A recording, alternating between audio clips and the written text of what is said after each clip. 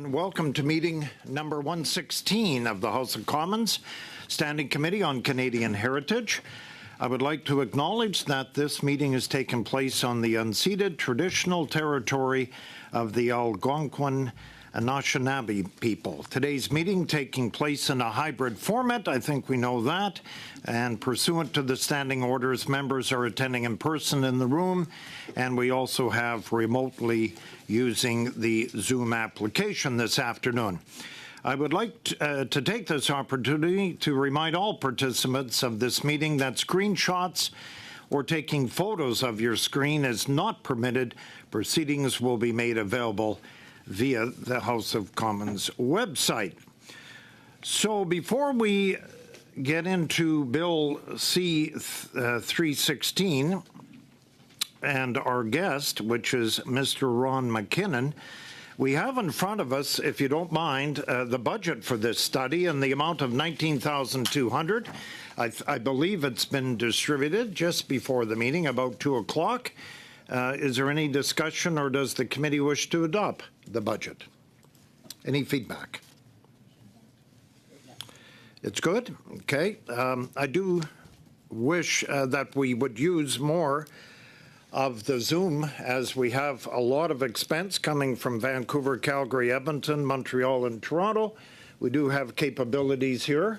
And, you know, when it comes time to do airports and bringing people in, it's nice, but we do have the capabilities of Zoom here in the House of Commons, and that could save us a lot of money. So we'll go with this, and so I'll have that adopted. That will move on. So the first hour from 3:30 to 4:30, welcome Ron McKinnon, Member of Parliament, Coquitlam, Port Coquitlam. You may proceed with your opening statement on Bill C-316. You have 5 minutes, sir. I know today you're on Zoom, so we welcome you to Canadian Heritage. The floor is yours. Well, thank you, Mr. Chair. It's a pleasure to appear before the committee today to speak to my private member's bill, the Court Challenges Program Act, Bill C-316. The genesis of this bill is the work we did in the Standing Committee on Justice and Human Rights in the 42nd Parliament. In our Access to Justice report of that committee, one of our key recommendations was to enshrine the Court Challenges program into law.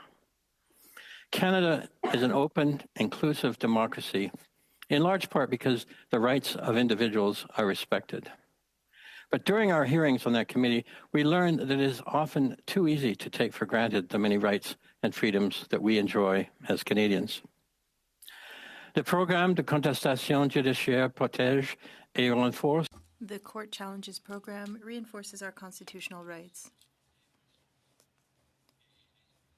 It funds people and organizations who would like to bring nationally important elements to the court. The program offers funding in order to protect our constitutional rights and quasi-constitutional rights on the matter of official languages and human rights. It was created in the 70s, and the Court Challenges program played a key role and helped Canadians raise their rights for official languages and equality rights.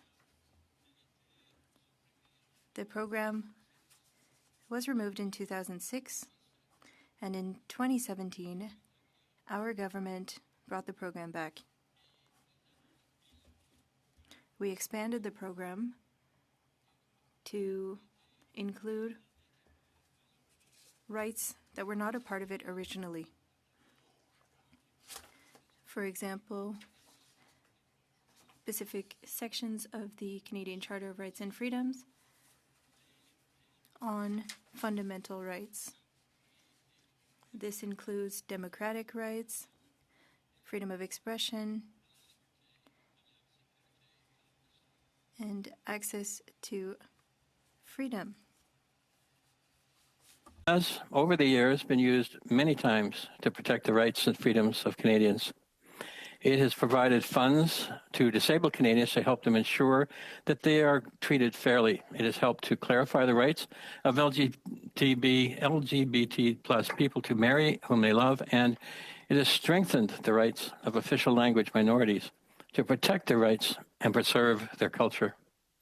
The Court Challenges program also provided support to important cases such as Andrews versus Law Society of British Columbia, where the Supreme Court of Canada ruled that a law society could not prevent a qualified permanent resident from practicing law in Canada simply because they were not a Canadian citizen. Think of the relevance of this ruling today when we are trying to recruit doctors and nurses from abroad. The Programme de contestation judiciaire a renforcé. The Court Challenges program reinforced minority communities in BC and contributed to protect the rights of Francophone children, to allow them to receive equal quality education as in English. In June 2020, the Supreme Court of Canada reaffirmed the importance of education in one's chosen official language. They also recognize the importance of Section 23 in the official language minority communities legislation. Some may ask, sorry? You've got 40 seconds left. 40 seconds, okay. Please. All right, well, I'll skip ahead.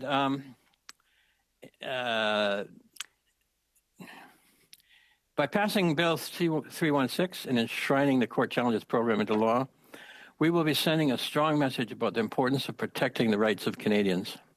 It will demonstrate our shared commitment to ensuring that the rights and freedoms guaranteed by the Charter, the Official Languages Act, and the Canadian Constitution are respected and upheld. Thank you, Mr. Chair.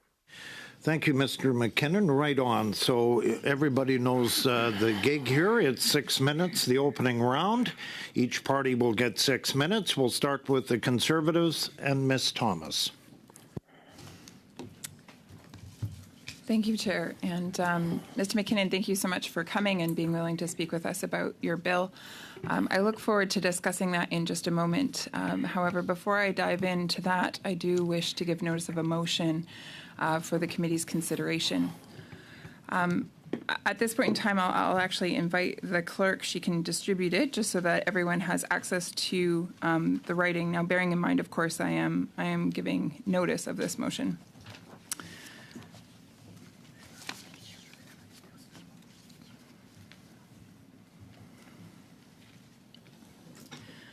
The motion that I wish to give notice of reads as follows. Given that according to a National Post article published on April 17th, a York University faculty committee has presented a list of anti-Semitic recommendations that include labeling the support of Israel as, quote, anti-Palestinian racism, end quote, classifying anyone who supports Israel as, quote, anti-Palestinian, Islamophobic, and anti-Arab, end quote, granting academic freedom and free speech to pro-Palestinian students while revoking these same rights from Jewish students and anyone supportive of Israel, and identifying Zionism as, quote, a settler colonial project and ethno-religious ideology, end quote, that should be isolated and destroyed. And that the Government of Canada has committed to the Canada Anti-Racism Strategy, and the Minister of Canadian Heritage is responsible for, quote, fostering and promoting Canadian identity and values, cultural development, and heritage, end quote. And the 2024 Canadian Universities Anti-Semitism Report highlights the serious problems of our universities that our universities have with anti-Semitism, anti-Zionism, and anti-Jewish hate. So given all of that, the committee unequivocally condemn the anti-Semitic conduct of this faculty committee at York University and report this to the House.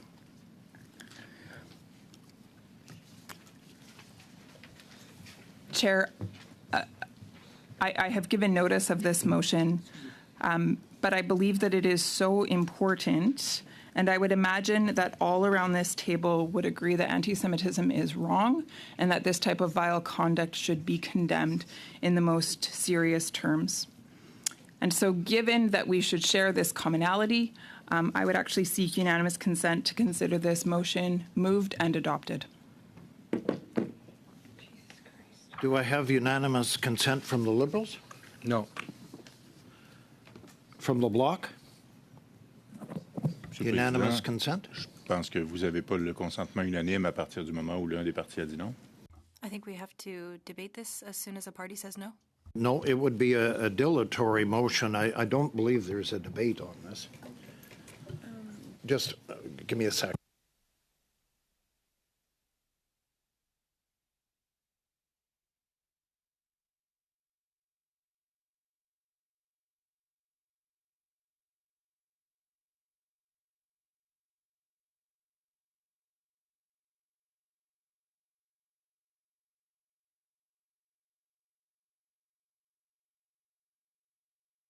So all I was asking here, Mr. Shampoo, was unanimous consent. The Liberals didn't give it to me. What about the Bloc, would you? J'aurais besoin de précision, Monsieur le Président. I just wanted more information because if we're asking for unanimous consent from the committee and one person does not give their consent, I don't understand why all parties would have to speak on this. And so I would like for the clerk to perhaps explain. Go ahead, clerk. Oh, it's I just.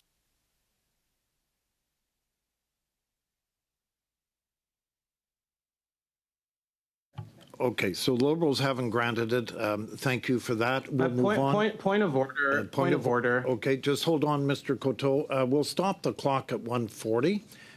We had the clock going, Ms. Thomas. We did not stop it during your motion here. But go ahead, Mr. Coteau, and then Ms. Ashton. Chair, why? Like anyone could have said no. It could have been from any single party, but you chose to go through each group.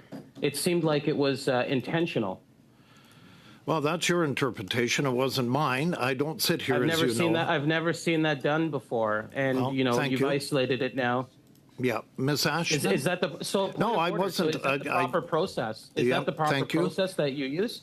I'd like you to comment on that. Well, Is I that the guess I proper didn't use process? proper process then. I did not know that. Okay. I just. as long was, as you acknowledge it. Yeah, I just did. Seemed Ms. very Ashton. intentional. It wasn't intentional, Mr. Coteau. Go ahead, Ms. Ashton. Your hand's up. Yeah, I first off just want to clarify. I also don't support going forward with this.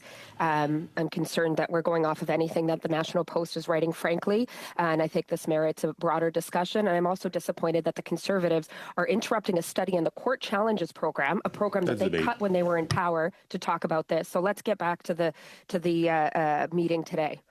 Thank you, Ms. Ms. Thomas, you have 1 minute 40 seconds remaining on your 6-minute round. Thank you. Thank you, Chair.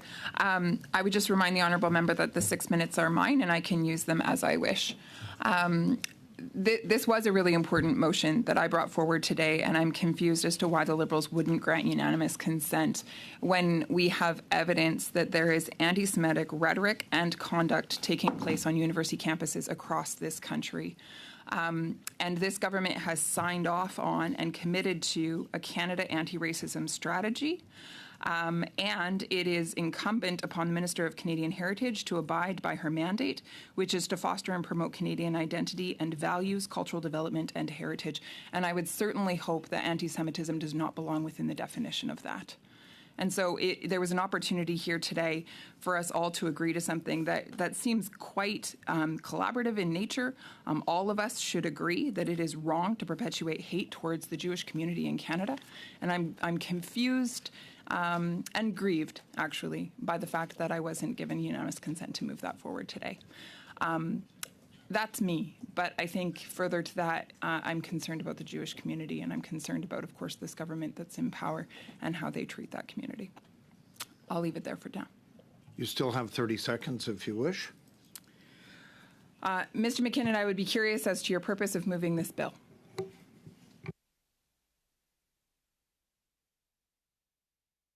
You're on mute. As I mentioned in my remarks, one of the one of the recommendations of our Access to Justice study on the 42nd Parliament Justice Committee was that to make the court challenges program permanent to be enshrined in law. Thank you. We move. What this. Yep, thank you. We move to the Liberals now. Ms. Gainey for a total of 6 minutes. Thank you, Mr. Chair. Merci beaucoup. Merci beaucoup, Ron, aussi. Thank you. Thank you very much, Ron. Thank you for the leadership that you showed through tabling this bill. It shows your commitment to human rights. As you know, this week is the 42nd anniversary of the Charter of Rights and Freedoms. Thank you, Ron, for being here today.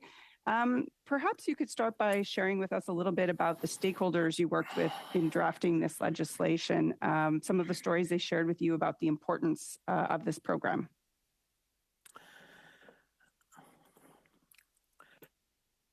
Well, I have to say that mainly we relied on the report of the Justice Committee from the 42nd Parliament and the experience we had with witnesses on that committee as well. The Court Challenges program, the Charter of Rights and Freedoms is an essential part of our democracy, of our Constitution. Without these constraints on government action built in, it puts our democracy at risk, and we certainly recognize that. I certainly recognize that. So I didn't talk to a lot of external stakeholders about this beyond that point. Okay, well, perhaps I know in your home province of BC, there's a very vibrant Francophone community. How does that that part of your province, how do they feel about this legislation? And would you speak a little bit more about its roots there? I certainly have heard no dissenting voices around this. The Francophone communities in my neighborhood are very strong and vital, and but they certainly recognize the value of the bilingual, official bilingual program, and the ability of small groups like themselves to take action to preserve their rights as necessary. In my community, not too far from where I live, in fact, there is a school that is devoted to Francophone students, mainly from Francophone families. My own children we put them in French immersion from grade 1 onward, and they emerged fully bilingual. So while I struggle with the language, and I can read it to a little bit, to the painful ears of Francophones, they are fluently bilingual, and I see this across the country as a consequence of official bilingualism. In Red Deer, where I grew up, you'd almost never hear French. Mm-hmm. But now, Alberta, Calgary, wherever I am in Alberta, or even British Columbia, I can walk on the street and occasionally catch a snatch of French, or in a restaurant. It shows that the language is thriving and alive across the country, and I think that's in large measure of the official bilingualism program, and that is supported and sustained by measures such as the Court Challenges program.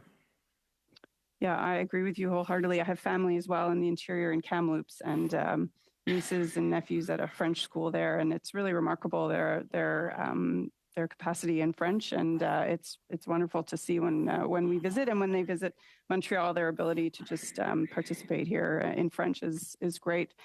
Could you share with us a little bit about the cuts that took place under the Harper government to this program and the impact that had on the Court Challenges program? As I recall, the comment made by Prime Minister Harper at the time was that, why should we pay for people to sue us? And I think that is kind of a problematic perspective. It's the wrong question. I think about it differently. The cost of justice can be prohibitively expensive. So justice should not be decided by who has the most money. It's of significant public good that the constitutional rights of Canadians be protected, whether or not they have money. And that's the point of the Court Challenges program. People who are well-heeled and affluent can take matters to court on their own dime, but people who are less well-off, their rights need to be protected as well. And so they can make application to the Court Challenges program to help them fund their initiative. And if it's seen by the respective panels in the that administer this program to be of sufficient public value, they will arguably get funded. And that means that the justice is available to people of all walks of life and all economic levels. I agree with you. It's been a very important tool to protect rights. And our government, I believe, doubled the budget for this program in 2023. And the support, I think, has been very important and meaningful from that point of view. Maybe I'll just ask you, what is the message that you want to leave this committee about the importance of this bill being passed? I think it sends a strong message that we care about individual rights, about the rights of liberty and freedom of conscience and so forth, because it means that we will continue, irrespective of the government of the day, to be able to support people who need access to justice. Very good. Thanks very much. Thank you, Ms. Gainey. Right on the 6 minutes. We'll move to the block. Mr. Shampoo, please. Merci, Monsieur le Président. Thank you very much, Mr. Chair. Thank you, Mr. McKinnon, for being with us to talk to us about your bill. Mr. McKinnon, I always find it very interesting when I hear people talk about the vitality of bilingualism throughout Canada and giving personal examples relating to our friends and family. I know a couple of people who are from Switzerland who speak French. It's a similar example. I went to Vancouver. I had a hard time hearing Francophone accents, but perhaps you're right. There are more people who own restaurants or business people who speak French. Even in Montreal, we're hearing that people are having a hard time being served in French. My colleagues from Montreal cannot deny that fact. Mr. McKinnon, I would like to know, in preparing C316, and you seem quite interested by this, have you consulted groups from Quebec to know what their expectations are, what their concerns are with the program? No, I have not. Non. Là, franchement, vous m'étonnez. Vous voulez dire par là que une des régions du Canada où ce programme-là est le plus utilisé, le plus sollicité. Hold on, Mr. Shampoo. We're not getting translation here for some reason in English. Testing on the English channel. Testing. Go ahead, Mr. Shampoo. I'm sorry. Go ahead. Merci, Monsieur McKinnon. Mr. McKinnon, I was shocked that you were saying that you hadn't consulted any groups from Quebec when it's the region where such a program would be the most used. And that would go against rules put in place by the Quebec government and the National Assembly. And I'm shocked that you didn't find it relevant to consult groups from Quebec and did not seek to see what the impact would be on those groups. Well, as I mentioned earlier, I was motivated mostly by the outcome of our report on the Standing Committee on Justice in the 42nd Parliament, at which time we did hear from many stakeholders from across the country. I don't believe this contradicts anything in the national legislature in Quebec. This merely provides funding for people who have a case to bring before the courts to protect their rights. If the court challenges administrators feel it is of sufficient public interest, it does not change the law around official languages. It merely means that people who feel that their rights have been abridged in some way have some recourse to take that up before the court irrespective of whether they have personal funds to do so. And I think that's critically important for justice, that justice should not depend on whether or not you have enough money. J'essayais pas de vous mettre en boîte, je tiens à vous rassurer. I want to explain and share this, and it might be helpful for a future situation. C354, presented by Mario Beaulieu. This is a bill on the CRTC, which we should be receiving at this committee, and they factored in Francophone communities in that case. I think that this is a habit that should be taken when it's something that will impact Quebec. I think it would be relevant to consult these groups. We're not against the efforts, but I have a question on the bill. Would you agree, or have you considered that there should be more transparency,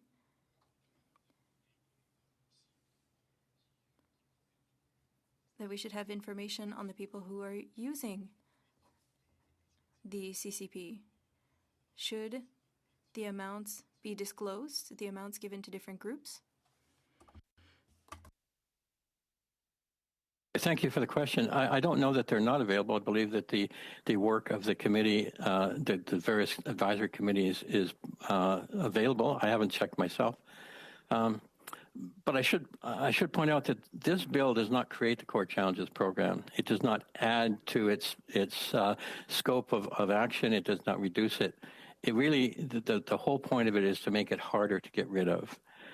That it will have to be, if some future government decides we don't want people to be able to take us to court, they have to change the law to change it back.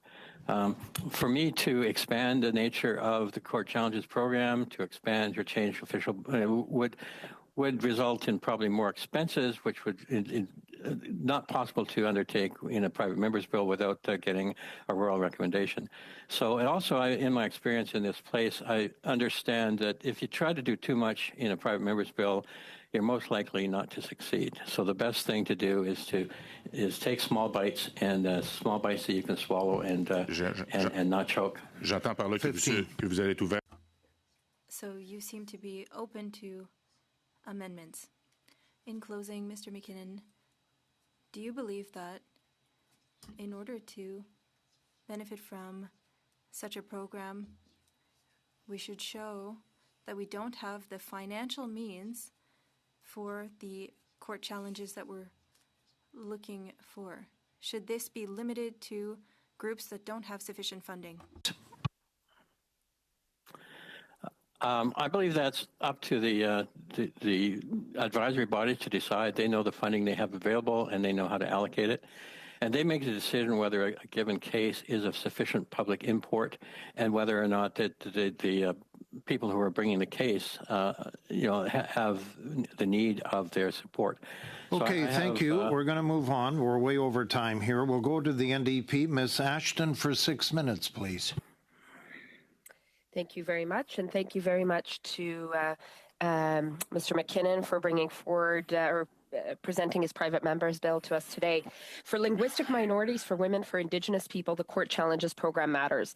Its objective is to provide financial support to Canadians to bring before the courts test cases of national significance that aim to clarify and assert certain constitutional and quasi-constitutional official language rights and human rights. Over its nearly 30-year history from 1978 to 2006, the program funded more than 500 cases and interventions. These included Landmark, affirming sexual orientation as protected from discrimination, ruling out the defense of implied consent in sexual assault cases, and confirming Métis and non-status rights as constitutionally protected. Yet it's also a program constantly under threat, whether it's by Liberals due to a lack of funding or Conservatives who've twice cut the Court Challenges program completely. Once under Mulroney, who had originally expanded it but then decided to withdraw financial support, and then under Harper in 2006. Conservatives clearly like their challenges underfunded and under-resourced. Multiple committees, civil society, and others have recommended that the government enshrine the court challenges program in legislation in order to enhance its sustainability and to ensure any cancellation would require the approval of Parliament.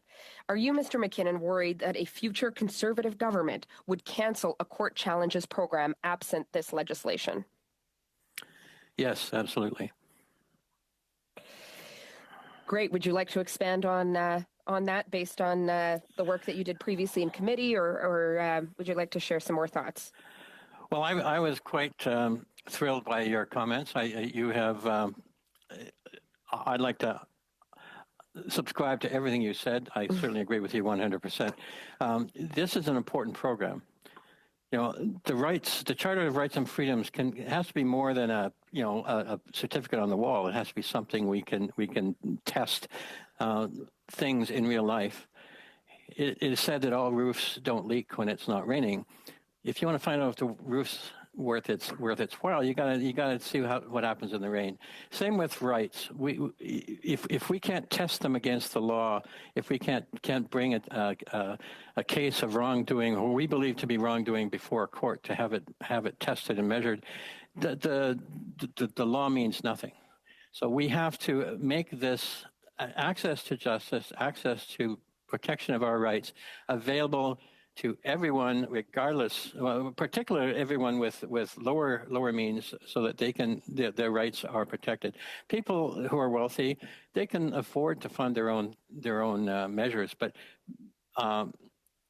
people who have less means are not so able to do so, and they need the help. And that's the real purpose of the Court Challenges program.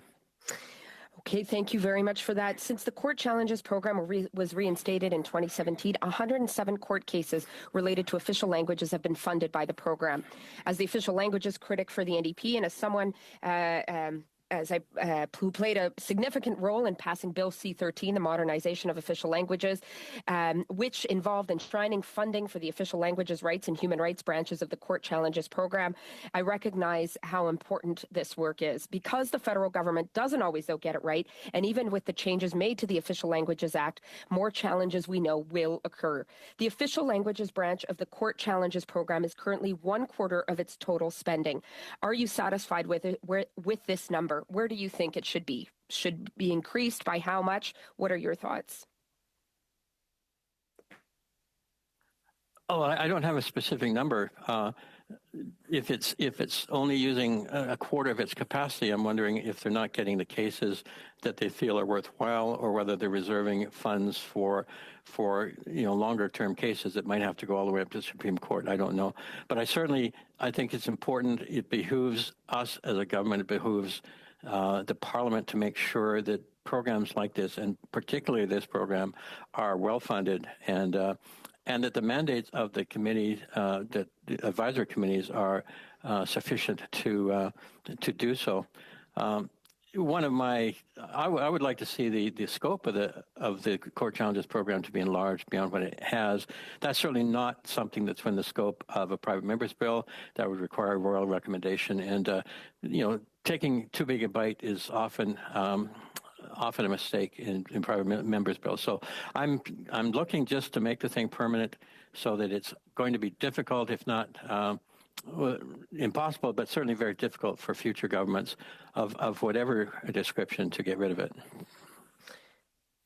Okay, thank you for that. Mr. Chair, how much time? 1 minute, 1 minute, 47 okay. seconds, actually. Speaking of expanding, we know advocates like Cindy Blackstock, who's well-versed on taking your government to court, and more broadly, the federal government. She's been clear that this legislation doesn't go far enough, particularly as it impacts, particularly in terms of the question of Indigenous women, Indigenous women's rights. If we recognize that Indigenous peoples, persons with disabilities, women face unique challenges in this country in terms of their rights, and that the Court Challenges program, even with this legislation, won't meet those needs, why not expand it? I'm totally in favor of expanding it. It's just not within the scope of this bill. nor did I believe it would be in the appropriate scope of action for a private members bill. I think that sort of thing. I think we have to take baby steps to move this along. Certainly in the private members context. Let's get this permanent, and then maybe the next time around we can add some body to it. Thank you, Mr. McKinnon. Thank you, Ms. Ashton. I will say this, Mr. McKinnon, we're getting a little interference from your mic, so can you mute it when you're not speaking, and then when you're asked a question, turn on your mic? We're getting a little bit of interference when other people are asking questions. So if you would be due diligence on that, that would be appreciated for the officials here. Okay? I admit the error of my ways. I shall try and correct them. No, that's fine. Second round, 5 minutes, Ms. Thomas for the Conservatives. Okay, perfect. Mr. McKinnon, I'm wondering if there's anything in this bill that would require the program to report to the Heritage Department and to Parliament which cases were funded and at what level the financial support was given. No, the goal of this piece of legislation is simply to make it permanent. It essentially changes a word from may to shall in terms of whether it should be funded. And so, Mr. McKinnon, in your view, then, like there are public dollars being used for this program. It does say that cases are supposed to be selected according to being in the national interest. Should there not, therefore, be some transparency around that? I'm all in favor of transparency, but that's really a factor of the court challenges program itself. This bill is intended just to make the court challenges program permanent, not to fundamentally alter the program. But having said that, I'm certainly, the more transparency we can achieve in this situation, the better. And certainly, more funding and whatnot. I'd be quite happy to do that, but I just don't think it's within the scope of action of a private member's bill.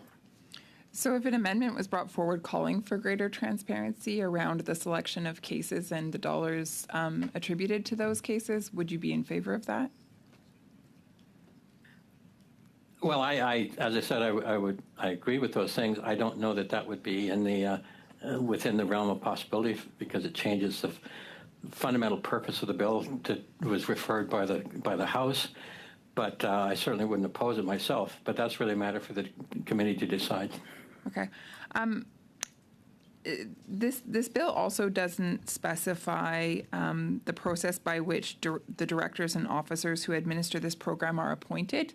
I would also see opportunity to do that in this bill. Why wasn't that pursued?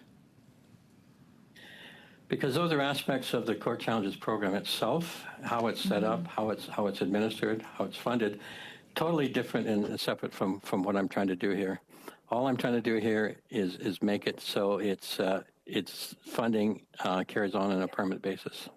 So again, though, would you be in favor of an amendment being brought forward in order to create some transparency around that process in terms of how directors and officers for the administration of this program are selected? Personally, I wouldn't oppose that. I think it's a matter for the committee to decide. I would suggest that the legislative clerk may need to be consulted to determine whether such amendments would be within scope. Further to that, I note as well that there was an opportunity in this bill to specify the governance structure, and that wasn't done. If an amendment were brought forward with regards to the governance structure, is that something that you would support? Again, I wouldn't oppose it, but again, I think it would be beyond the scope of the bill, and I think you'd have to consult with the legislative clerk to see whether or not it's possible. Mm-hmm. Again, the purpose of this particular bill is merely to make it permanent, not to change fundamentally how the court challenges programs operates. Sure. I understand the bill covers off the Core Challenges program, and of course anything having to do with the Core Challenges program and the existing legislation, I believe, would be within scope. It would just be a matter of, doing the work to make those amendments or to make those changes. So I'm happy to put forward some of those proposals. My next question here then is, in the last In the last 12 to 14 months, there's been revelations about the Trudeau Foundation and its foreign financing. I'm curious as to whether or not there's anything in this bill that would prevent this program, the Court Challenges program, from receiving private dollars from similar organizations, or in a similar way, I should say, as the Trudeau Foundation did. Is there anything that would prevent that? It has totally nothing to do with this bill. Whatever the legislation that creates the Court Challenges program, the administrative aspects of that is totally apart and separate from this bill. I'm sorry, it has nothing to do with this bill. This bill describes the Court Challenges program and what it is. This bill does not create the Court Challenges program. It does not change its nature.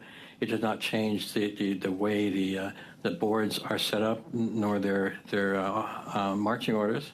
It merely says that the government shall fund it, not may fund it. Ms. Thomas, 5 minutes is up. Thank you very much. We go now to the Liberals. I believe this is the first time Mr. Siri has been in Heritage. Welcome, and you have 5 minutes. Merci, Monsieur le Président. Bienvenue. Thank you, Mr. Chair. It's a privilege to be at your committee today. Thank you, Mr. McKinnon, for your bill. And the clarification that you've given with a private member's bill, there cannot be any funds associated with it. That's part of the rules. And I just wanted to clarify as well, Mr. McKinnon, you mentioned something that I disagree with. Your bill is very important. Having a permanent Court Challenges program is essential. It's been cut twice by the Conservatives, as you've said, and so it's very important. And I appreciate the work that you've done on this bill and the work that you've done with me and other colleagues on C13. C13 also examines modernizing legislation, and you supported this, and 300 members of the House supported. All political parties have voted for. It wasn't a very ambitious bill, and I would like to thank you for your work. As you know, Mr. McKinnon, the Montfort Hospital exists thanks to the Court Challenges program. The Ontario Conservative government wanted to eliminate it, and yet this program is what allowed the hospital to offer services in French, and so thank you for your bill. My first question, Mr. McKinnon, earlier, and of course we're talking about language, this is very important throughout Canada, and you talked about the needs, particular needs. Can you tell us more on how this bill will help human rights and for people with specific needs? Because you have been a champion, an advocate for human rights as well. Yeah, I mean, that's a really big question. Fundamentally, when people feel that whatever their situation in life is, whether it's a matter of disabilities, whether it's a matter of gender issues or whatever, when they feel that their ability to succeed has been impacted by government action, by government decisions that impact their rights as identified in the Charter, there needs to be a way for them to bring those concerns forward to an appropriate judicial body, to an appropriate organization that can adjudicate their concerns, to decide whether or not they have a leg to stand, if you will, and to propose some action to be taken within the context of whatever that body is. It's essential, as I said, if we can't test things against the Charter is meaningless. And the Charter is an incredibly important aspect of our judicial system, of our whole legal system. It is fundamental, and it is it is basically what we have to rely on to keep our different governments in line and to be able to protect our rights. As some of the opposition members may not appreciate, sometimes the government of the day doesn't get it right, there needs to be a way to test whatever action the government has taken if you feel that it's contrary to your best interests. You might be wrong, but unless you have a chance to test it, you don't know. And but if it's a matter of significant public import, that the decision that is made in this case will have application across the country, it is really in the public interest that we support it, that we provide means for these decisions to be examined and executed. Monsieur McKinnon, évidemment. Thank you, Mr. McKinnon. As with C13, there are parents' associations in BC that support the CCP, and what would you have to say to the committee about the importance of this bill? Quickly. Well, again, it's critically important. It supports one of the fundamental building blocks of our country. The Charter of Rights and Privileges, the Charter of Rights and Freedoms is an essential element of our Constitution. It's an essential element of our judicial system, and it's an essential element that constrains governments in particular. Okay, we're over time. Thank you very much. We'll move to the block for 2.5 minutes. Mr. Shampoo, please. Merci, Monsieur le Président. Monsieur McKinnon. Thank you, Mr. Chair. Mr. McKinnon, do you believe that Quebec is a nation whose values can be different from other Canadian provinces? Do you believe that? I believe that every province has unique concerns, unique problems, unique culture. C'est pas ma question, Monsieur McKinnon. That's not my question. Is Quebec a nation with values that are different from the rest of Canada? Oh, I'm not going to weigh in on that question. Ma question pourtant est quand même assez importante, Monsieur McKinnon. But my question is very important, Mr. McKinnon. When we're talking about this program, and we have nothing against this program, but there's a distinction that's not being made. That's recognizing Quebec's values. And this program is often used to challenge legislation. And that's where I take issue. It's not for that we'll oppose the program, but there's a lack of transparency.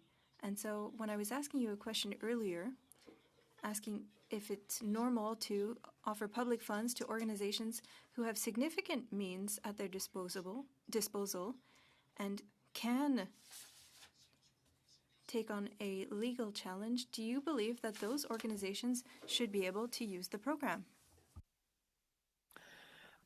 I rely on the advisory bodies that administer the program to make those decisions. I see Quebec is isolated, a francophone island in a sea of English, particularly with dominant cultures such as the United States, with Hollywood and all kinds of stuff going on, that Quebec in particular needs programs like this so they can be able to preserve their linguistic rights and their culture. And the fact that this applies not only in Quebec but right across the entire country is important to that. It further strengthens Quebec's situation and Quebec's uniqueness in the Confederation. Quand même curieux parce que. That's interesting because there are not a lot of francophone groups who use this program to challenge legislation in Quebec, but we see a lot of Anglophone groups who do that. But I'll stop here, Mr. McKinnon, because I do think that you've done good work in presenting this bill, and I apologize if my questions were a little intense, but I know you can take it. Thank you. Thank you, Mr. Shampoo. I've been intense here at times. Ms. Ashton, 2.5 minutes.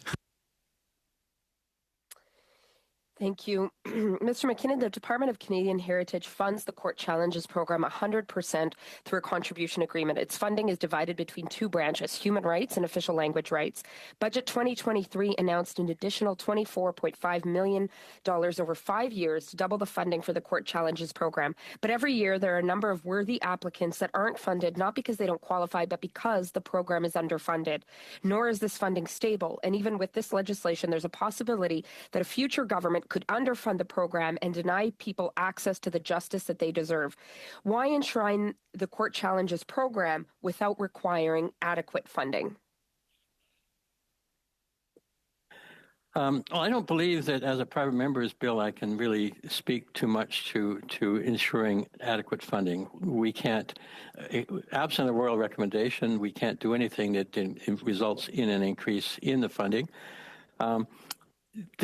This bill would not be possible if the Court Challenges program was not already up and running, because since it's up and running already, the choice of making it permanent versus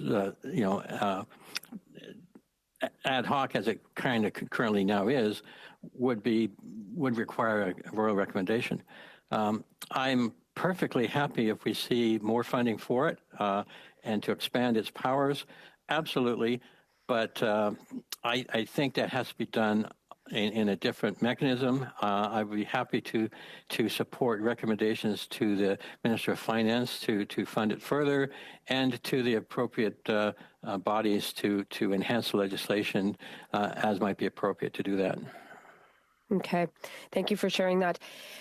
Mr. McKinnon, you've drafted a bill to enshrine the Court Challenges program under law, but it's not lost on me how many times the federal government has fought First Nations in court, First Nations who are defending their rights. It seems that change for First Nations when it comes to the federal government often only comes when it's court-ordered. The Liberals fought First Nations residential school survivors who were children who were kidnapped from their homes and forced into residential schools where they were abused irreparably. They fought First Nations children who didn't get the education funding that they deserved. And they fought First Nations, including Tatasqueyak Cree Nation here in my constituency, who didn't have access to clean drinking water. In your defense of rights, would you agree that the federal government should not be spending the millions of dollars it is in fighting First Nations in court who are simply defending their fundamental rights? Thank you, Ms. Ashton. We have to move on. I've got 2 more rounds before our first hour is done. We'll go to the Conservatives. 5 minutes, Mr. Gord. Merci, Monsieur le Président. Merci à mon collègue. Thank you very much. Thank you to Mr. McKinnon for being with us today. Mr. McKinnon, the Court Challenges program seems to be quite unique in the world. Do you know of any other countries that would have a similar program? No, I don't. Je pense que votre réponse est bonne. I believe that your answer is correct because I did a bit of research and no other country has looked to our Court Challenges program. I don't know if that's because our situation is unique, or if we're more intelligent than everyone else, or if we're way ahead of everyone else. But that said,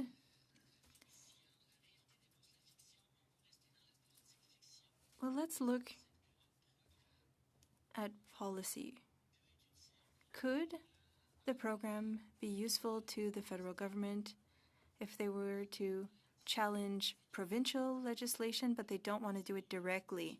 So they could work through an organization to challenge provincial legislation. Is that something that could be done?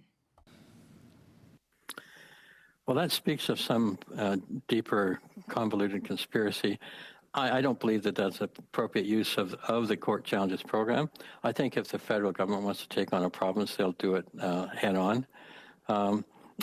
This is really for individuals who need to protect themselves from the actions of whichever government, whether it's a federal, provincial, or even municipal. Merci de votre. Thank you for your answer. We are the only country who funds organizations that are able to sue their government, correct? I wouldn't construe this as suing the government, frankly. It's really about taking your problems to a court and having your rights adjudicated. It's thinking about this as suing the government is kind of where Mr. Harper came from back in the day, and I think it's wrong. I think that we have to look at this as a way of supporting and maintaining the essence of the Charter of Rights and Freedoms, which is really it's a key to our democracy, and it behooves the government. It is in the best interests of the government to honor and respect the Charter of Rights and Freedoms. And if the government gets it wrong at any point, we should know about it, and they should know about it, and we should be able to take corrective action. Le projet de loi.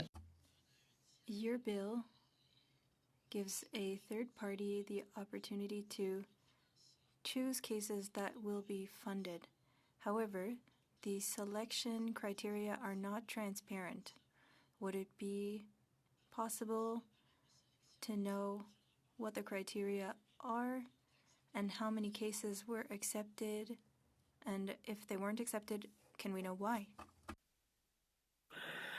Well, that would be good information to know. I think it's beyond the scope of this bill. That's really more fundamental to the court challenges program itself, as to, in respect of whether or not it's permanent or temporary. I'd be fully supportive of any measure that could increase the transparency of the program. At the moment, we do rely on experts independently operating who decide whether a given case is of sufficient public import that and that the person who's bringing it is of an appropriate litigant to bring it forward. Croyez-vous qu'à long terme, le programme va demander? Do you believe that the program on the long term will require more funding? Because with inflation and the number of cases that might increase, if we want fairness with applicants, do you think that amounts will double or triple? I think that everything costs more all the time. Of course, as you mentioned, we have inflation, we have all kinds of things like that going on. But it's really a matter for the Minister of Finance to determine what kind of funding goes to it. I would certainly encourage more funding than less, so that all the cases that need to be dealt with can be dealt with. Now, the Court Challenges program does not. We'll move on. Thank you, Mr. Gord. Our final in the second round here, Mr. Housefather, welcome back. 5 minutes, please.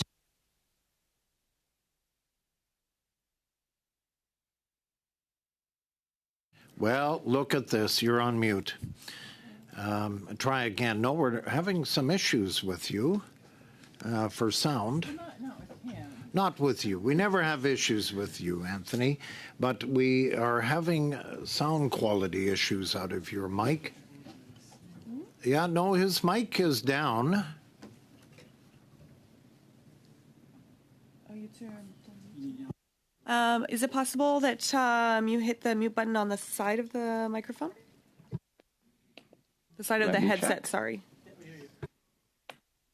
Oh, we heard that. We heard that. Check. There you go. No, we hear you.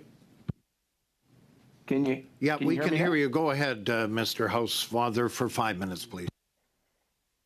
Okay. So I'm going to start by simply saying that I agreed with Ms. Thomas's motion, that I believe that anti-Semitism is a very, very important issue, and I regret the fact that we weren't able to discuss that motion today.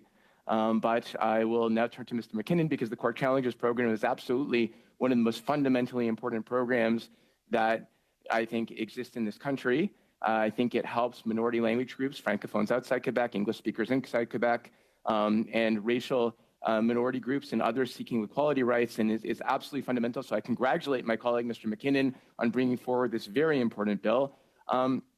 Mr. McKinnon, do you want to go through the reasons why you think it's important to legislate that only the House of Commons by a vote can remove the Court Challenges program versus simply allowing governments to arbitrarily do so? What in the history of the Court Challenges program has led you to this conclusion? First of all, I want to acknowledge that Anthony was the chair of the Justice Committee on which we did that report. I worked with Anthony for 4 years on that committee, so good to see you back. So yeah, we certainly saw that Mr. Mulroney, as Ms. Ashton, had mentioned, Mr. Mulroney canceled it, Mr. Harper canceled it. And sometimes it's a case of, I think, mistaken priorities. If people think of it as, why should we pay to have people sue us, then it's a problem. If we think of why should we pay to support and advance and strengthen our democracy, it's not an issue. So to make it less of a whim, hey, why should we pay for people to sue us? Let's just cancel it, and make it something that has to be more deliberative, that has to go before the House, that has to be argued and debated. It's not going to be a whimsical change. It's going to be deliberate. It's going to be a much more difficult thing to change. And I think, as Mr. Housefather mentioned, I think this is a fundamentally important aspect of our democracy, and we have to do whatever we can to strengthen it and to maintain it, and when it's possible and wherever it's possible, to expand it. Thank you, Mr. McKinnon. I mean, I agree with you. I think that one of the things that we sometimes forget is that we're not only a democracy, we're a country that has a constitution and a charter of rights. And the charter of rights means that despite the democratic will of the majority sometimes, the rights of the minority need to be protected, which is exactly the reason that we want groups seeking language rights and equality rights to have the option of having the funds to challenge government laws that contravene those rights. So sometimes the minority needs tools to take on the whim or the will of the majority. And this is exactly what your bill does. Is that not true, Mr. McKinnon? Absolutely.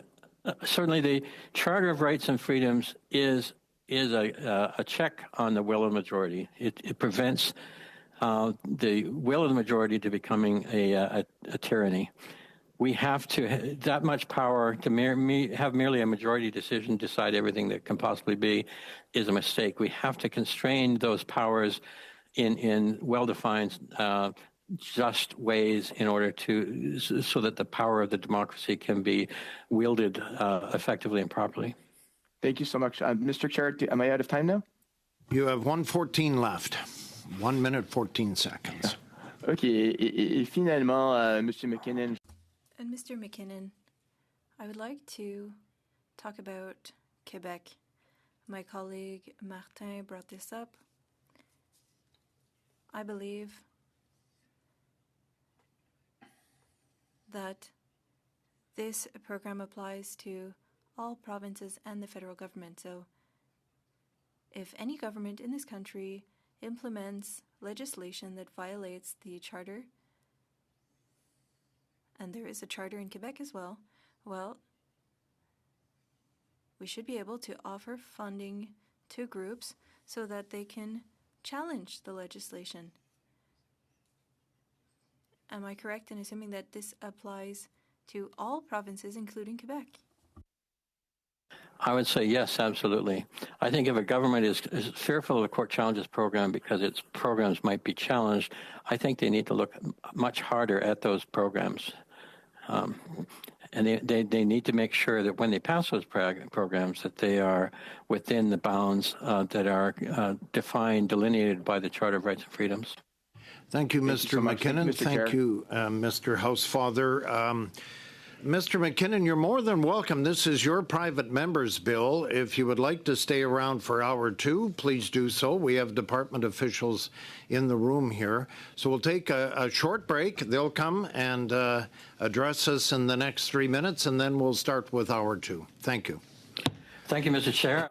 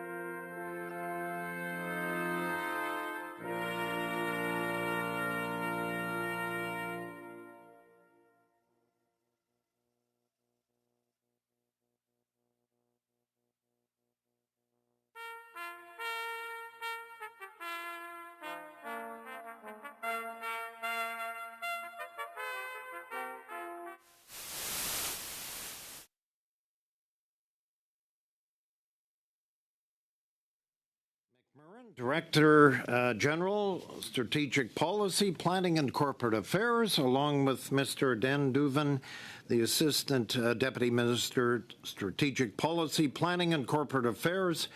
I think, Mr. Dan Duvin, I guess you have the opening statements here in front of the committee here today, so the floor is yours for the next 5 minutes. Thank you. Merci beaucoup, Monsieur le Président. Thank you very much, Mr. Chair. To provide information on the Court Challenges Program. First, I'd like to recognize that we are gathered on the unceded traditional territory of the Algonquin Anishinaabe people. In my role as Assistant Deputy Minister responsible for strategic policy, planning, and corporate affairs sector, I've been responsible for the Court Challenges Program for over the past 5 years. The University of Ottawa was selected as the independent organization to implement, administer, and promote the Court Challenges Program in 2017. It is an at-arm's length entity independent of the government and was chosen through an open and transparent process. The university supports 2 expert panels that are responsible for making funding decisions for the program: an official language rights expert panel and a human rights expert panel. And each expert panel is composed of 7 highly qualified members identified through a selection process managed by the Department of Canadian Heritage for possible appointments by ministers. The Court Challenges Program was initially established in 1978 to enable people living in Canada, regardless of their means, to bring forward legal cases when they believe their fundamental rights have been violated. It also supported individuals and organizations in challenging laws and policies that were perceived as undermining Canada's fundamental rights and freedoms.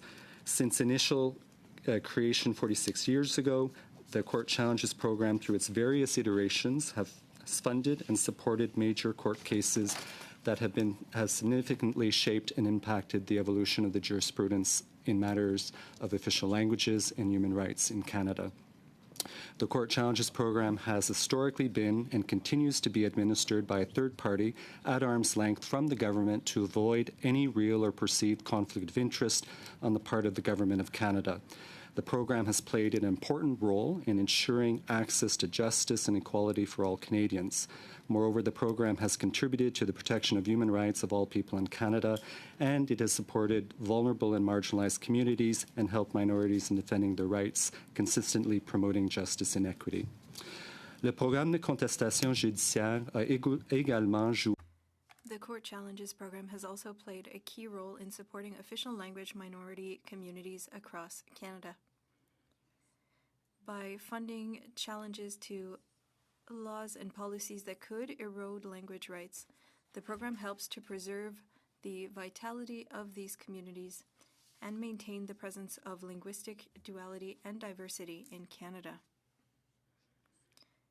I want to emphasize that the Court Challenges Program cannot fund challenges to provincial or territorial human rights legislation, policies, or practices.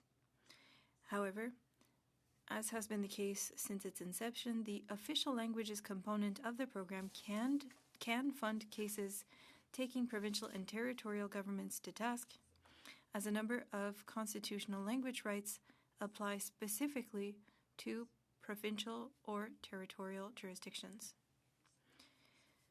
Since its relaunch in 2017, the program has funded 115 cases involving official language rights and 160 cases involving human rights. For the year 2022-2023 alone, the experts have awarded funding to 74 cases, including 33 for official language rights and 41 for human rights. The figures are made public by the University of Ottawa each year when the annual reports are published on the program's website. These include cases related to the language rights of official language minority communities, Indigenous rights, LGBTQ+ rights, disability rights, and civil liberties. By funding and supporting these cases, the CCP fulfills its mandate to promote equality, justice, and human rights in Canada. The CCP's total funding increased as a result of Budget 2023. The doubling of funding over 5 years announced in the 2023 federal budget provides the Court Challenges Program with an additional $24.5 million until 2028. 1/3 of the annual funding is allocated to clarifying language rights. The additional funding will enable the CCP to support additional applications. In conclusion, since its creation, the Court Challenges Program has produced convincing results in line with its mandate and objectives.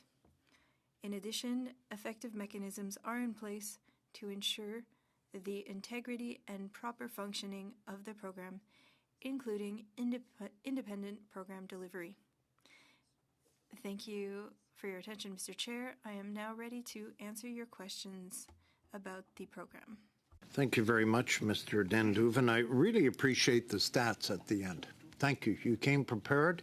You had 115 language rights and 160 human rights, 74 cases.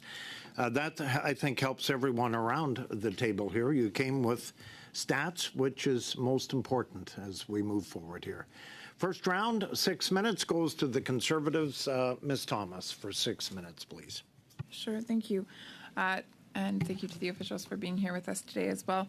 My first question has to do with Clause 2 of the bill.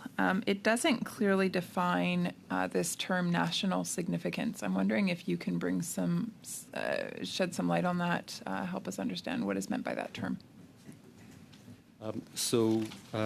Thank you very much, Mr. Chair, for the question. I will speak to the program as it currently exists.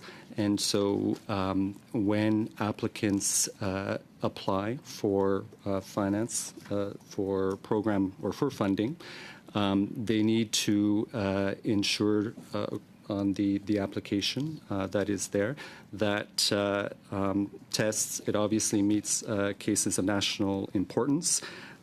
So, for example, it's something that has a question that has never been addressed by the courts in the past. It's a question that a court, un tribunal inférieur, has never addressed before in the past. And there are cases as well where there might be contradictory judgments that have been rendered by the courts. So that kind of gives you a little bit of a sense of national importance in terms of those are some of the criteria that are addressed. Sorry, Mr. Denduven. Yes. I don't know that it does. I actually think that was quite gray. So essentially what I'm walking away with then is that really the administrative body that determines whether or not a case will be heard, it's really up to them. They're really using their own made-up criteria to determine which cases fit this definition of national significance. I mean, you used the term in your definition. You said national significance is something of, quote, national importance. So is there a list? Is there a checklist that they can go through? Are there specific criteria that they're looking at in order to determine if something is in fact of national significance? Or is that just up to the administrative body to determine on their own? Thank you for the question, Mr. Chair. So there is an MOU with the University of Ottawa that between the government and the University of Ottawa, and it goes through what are the what would I say the criteria of that need to be addressed in the when. Sorry, I'll just when they apply for funding. So I'll just get the list here. So I'll just clarify then that there's a list that you're saying that they can go through when they apply for funding. Interestingly enough, I tried to access that list and the site was down when I did so. So perhaps you could table that with the committee? Yeah. So that's unfortunate, Mr. Chair, that the site was down. I went onto the website this morning. The site was there. Perfect. There is an application form that groups, individuals, or nonprofits must fill out. It's very clearly indicated there which are the the actual protections that they can apply for. So I'll just give the example for human rights, for example. And I had mentioned for human rights that, or I hadn't mentioned it, but there are a number of sections for which they can apply for funding because they are challenging or they have a case for which they want to challenge certain laws that are there. Okay, so again, we've been at this for 4.5 minutes, and I still don't have a clear understanding of what is meant by national significance. So is there, just yes or no, is there a list that the administrative body is following in order to determine, a list of criteria that they are using to determine their assessment of these cases, whether or not they fall into this category of national significance? Is that consistent from case to case being considered? Mr. Chair, I would note, and I didn't mention this, that we do have experts on the panels, the committees that, and there are 7 of them. Look, it really is just a yes or no. Is there a list of criteria that is consistently followed? Sorry, yes, there is. Okay. Okay, 5 minutes and 14 seconds later. So there is a list of criteria that is followed by the administrative body, and it is followed consistently for every single application that is considered. Do you have a list? Yes. Okay. Okay. There is a list that is published, so yes, there is one. And it can be accessed publicly? Yes. Where? On the website of the University of Ottawa, and we can provide that, Mr. Chair. And that list of criteria is followed with every consideration of case? So I am not there during the deliberations of the committee of experts, but they are aware of the parameters of the program and what can and cannot be funded, and what are the criteria that they need to follow when they are assessing applications before them. And who determined that list of criteria? Thank you, Ms. Thomas. We're at 6 minutes. Thank you. We'll go to the Liberals. Ms. Gainey, please, for 6 minutes. No, I'll take it, Mr. Chair. Sorry. Sorry, go ahead. Merci aux témoins pour vos témoignages. Thank you to the witnesses for your testimonies today. I would like to start with a few things. This C316 is important, and it will share a clear message to future governments about the importance of maintaining this program, but it'll also ensure that future federal budgets will provide funding for this program. This will help minority communities throughout the country. My question to the witnesses today is as follows. We talked about experts in examining C13. We heard from members of the committee who are here today, in fact, and we heard about the importance of the Court Challenges program. A group of experts needs to be responsible for this, not politicians. Can you describe to our committee how that group of experts works? How are they chosen? And how do they carry out their work independently? Thank you for the question, Mr. Chair. The members of the committee are chosen through an open and transparent process. This morning, we published on our website the open and transparent process to identify potential candidates for that expert committee on official languages. This is the process that has been used since the beginning. There is a selection committee that examines the different nominations. I chair that committee. There is also a representative from the Justice Department, as well as another representative of the private sector. We identify candidates that meet the criteria that we are looking for, and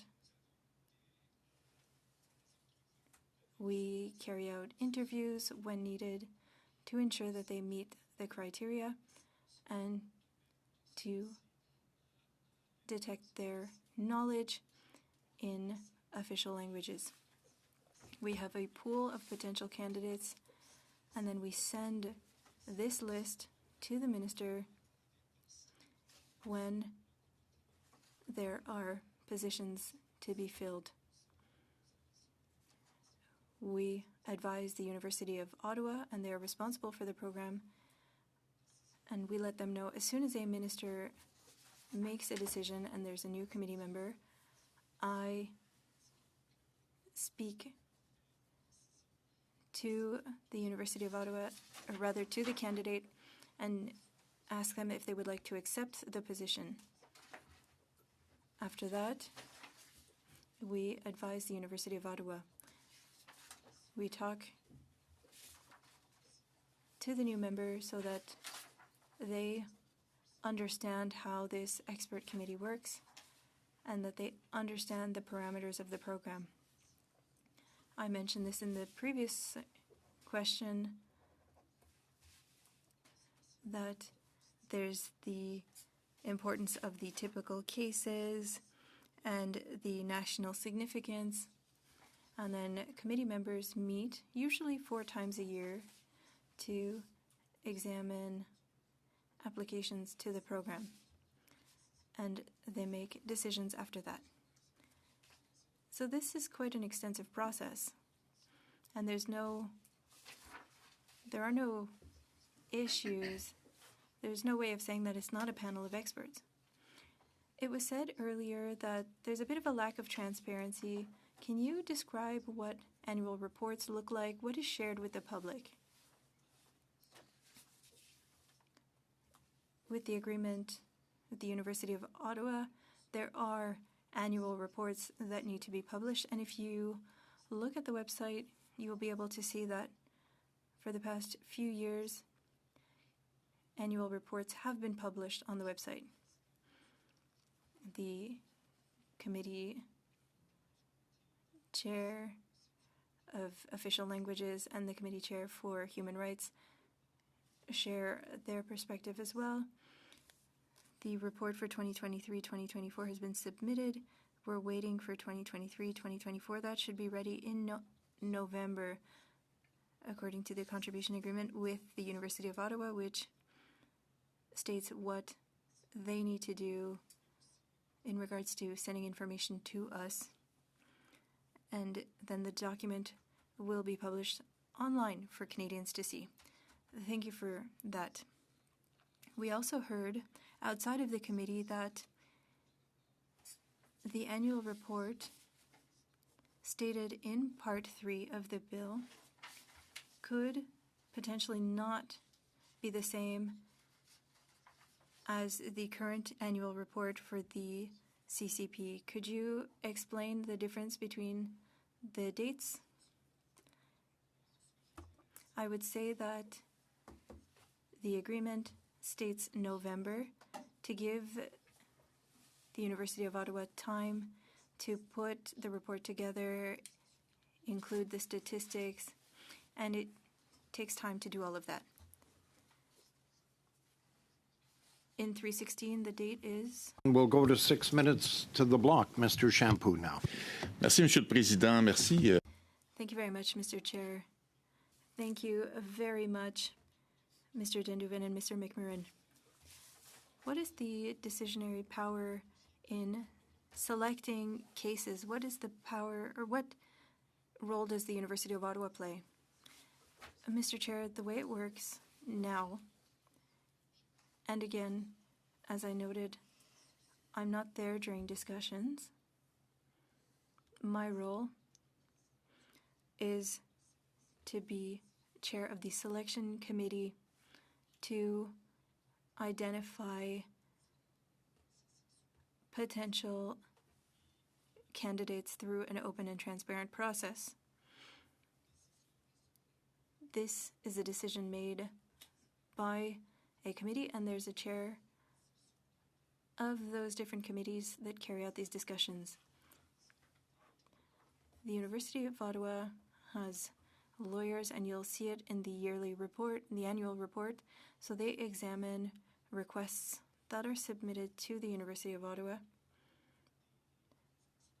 and they seek to assist experts in determining whether or not what was submitted meets the criteria for national significance and type cases.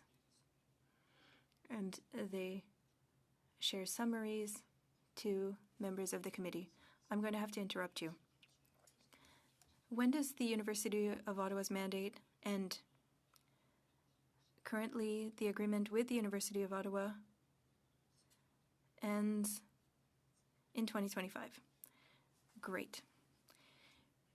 You talked about criteria that need to be met in selecting the different cases. In the report that the program administrator needs to share every year, what information is available to the public? Can we know the names of the applicants, and do we know what is being challenged? Do we have access to that information? And can we know through the report which requests were rejected by the program administrator? Thank you for the question, Mr. Chair. As I stated, the reports are on the website, and in the report, there's not a summary of all cases. There are some examples given, but there are, or rather you could find the number of applications for funding for an appeal or to challenge legislation. So that information is there. That said, the University of Ottawa does not disclose cases that were funded until all appeals were done. So not before the end of the case. But do we have access to the cases that were rejected? Or requests that were rejected? That is a good question.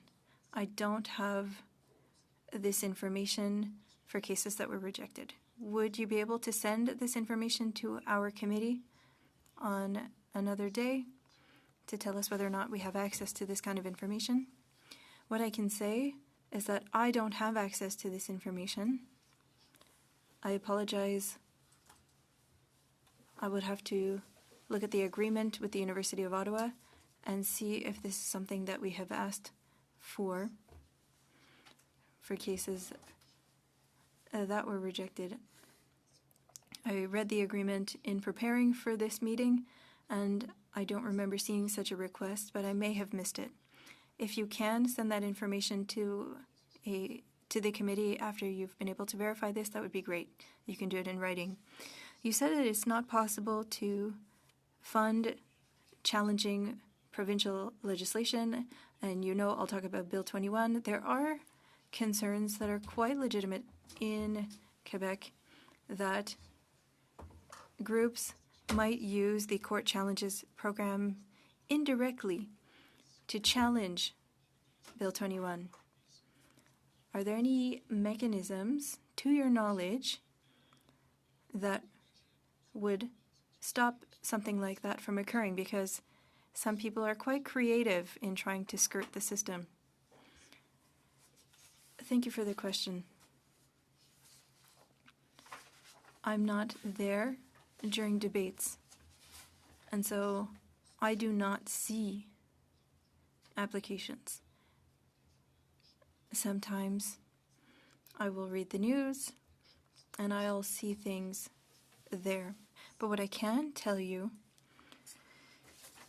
is that during the interview process, we clearly state what is allowed and what is not allowed. And I know that the University of Ottawa has a very clear agreement regarding what is allowed and what is not. And I would like to note as well that the experts on the committee always have a one-on-one with the university at the beginning so that they are aware of the criteria of the program. We move now to the New Democratic Party. Nikki Ashton for 6 minutes, please. Okay, thank you very much, and thank you very much to officials who joined us here today. My first question, obviously, in our previous hour, we certainly raised that we would have wished that these changes would have allowed for the expansion of that the bill was further expanded. We're particularly concerned because advocates, legal advocates such as Cindy Blackstock, have indicated that it's quite limited and certainly wouldn't be able to be used to support certain key challenges that Indigenous groups, communities would have to put forward. So I'm wondering, in the context of the work that the Court Challenges program already does, how much has been allocated, if you have this number, over the years through the Court Challenges program to court challenges led by First Nations, Métis, and or Inuit peoples and groups? Thank you for the question. I don't have that information. Is that something that you could share with the committee? Mr. Chair, I don't think that is something that is currently calculated even by the University of Ottawa. We can certainly ask that question. What I can say, however, Mr. Chair, is that the 1/3 of the funding that is provided to the University of Ottawa goes to fund cases with respect to official languages. The remaining of the money goes to human rights. And so within that bucket certainly I'm fairly positive that there are funding provided to Indigenous individuals, organizations, or non-for-profit entities, and that could be Métis, Inuit, or First Nations. Yes, perfect. And that's why I'm asking, because we do know how much goes towards official languages. But I realize, obviously, the other category is human rights, but we also know Indigenous rights are distinct in and of themselves. And so I think that differentiation, particularly because the limited scope of this bill has been identified as an issue by legal advocates such as Cindy Blackstock, I think it would be important to know how important the Court Challenges program has been for First Nations, Métis, and Inuit peoples and groups. So that breakdown, I think, would be very useful for our committee and certainly for parliamentarians. The Department of Canadian Heritage funds the Court Challenges program 100% through contribution agreements, funding that's divided between two branches, human rights and the official languages rights. You referenced how much money was announced in Budget 2023, but we know that every year there are a number of worthy applicants that are not funded, not because they didn't qualify, but because the program is underfunded. Which is certainly a point of concern for us. How does this work? You've spoken of criteria. Is it a first come first serve basis? How do you decide which worthy applicants get rejected? So thank you for the question. I there are intakes that occur throughout the year. I noted that the expert panels normally meet 4 times a year, and they, again, my understanding is that there is they receive views or advice from council at the University of Ottawa that are part of the program, and they have discussions in terms of whether or not they are of the view that it meets the criteria of national importance, des causes types, et comme j'ai noté les 3 autres. And as I noted, and I raised the 3 other criteria earlier. Okay, I'm not sure how long you've been working in the Court Challenges program, and obviously you've indicated many others, including at the University of Ottawa, are involved. We know that multiple community committees and civil society have recommended that the government enshrine the Court Challenges program in legislation in order to enhance its sustainability, and very importantly, to ensure any cancellation would require the approval of Parliament. In your experience, from what you've heard from applicants, those involved in overseeing these applications, what would the effect of cancelling this program have for justice-seeking groups if a future government were to cancel the Court Challenges program?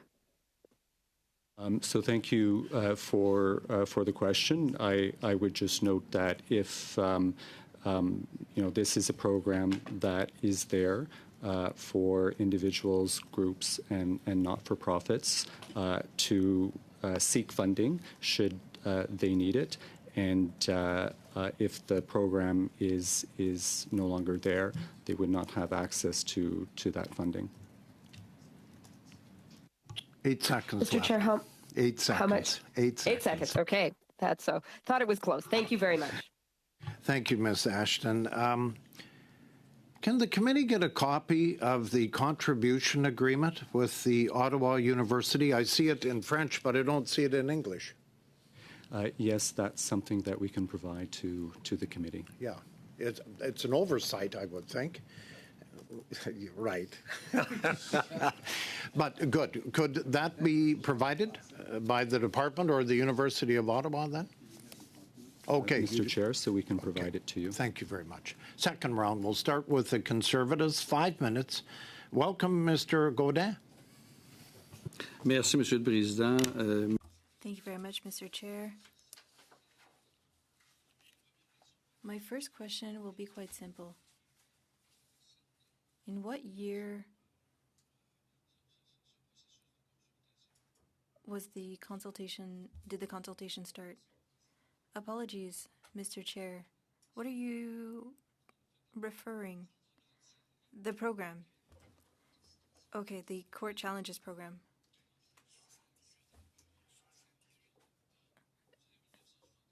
$1978? Yes, it was 1978. Why was it created? Thank you for the question.